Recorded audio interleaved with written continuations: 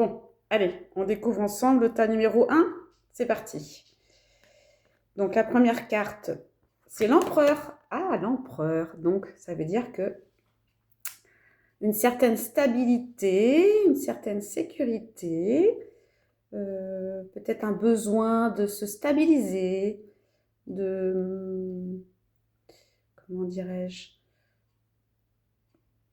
de prendre des postes à responsabilité, un besoin de devenir chef, une envie de devenir chef d'entreprise, ou alors de genre se sentir un peu mieux assis, on va dire mieux assis. Vous voyez, comme l'empereur, il est bien assis, il est sûr de lui. Ah, prendre confiance en soi, moi je dirais.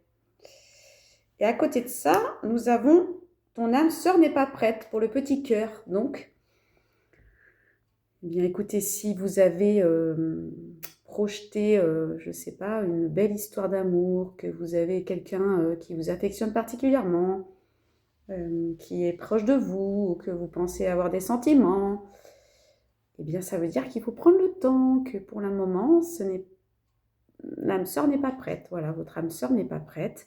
Il faut encore vous patienter et prendre en compte que parfois les choses mettent plus de temps. Allez, c'est parti pour le choix numéro 2. Le pape.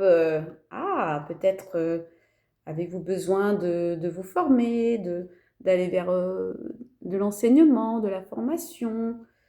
C'est peut-être le moment d'enseigner, de bénir, ou alors peut-être une union sérieuse qui vient à vous, une envie de vous marier, comment on appelle ça, de concrétiser votre union, ou concrétiser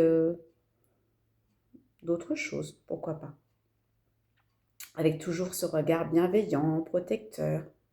Voilà, la carte du pape.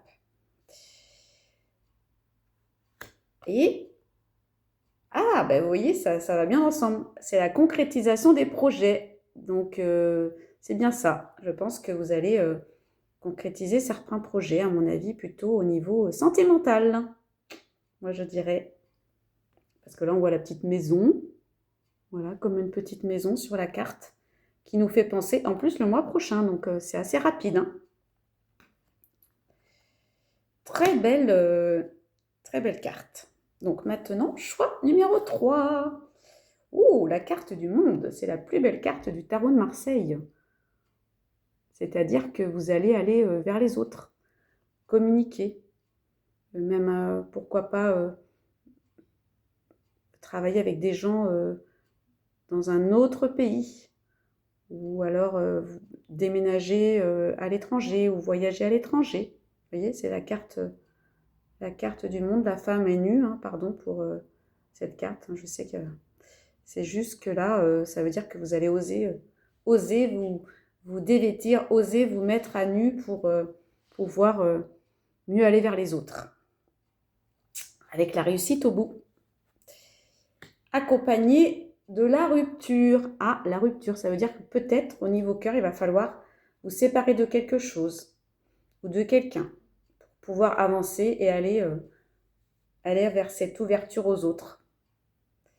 Des fois, on a besoin de passer par cette étape-là pour après pouvoir mieux communiquer, mieux s'ouvrir aux gens et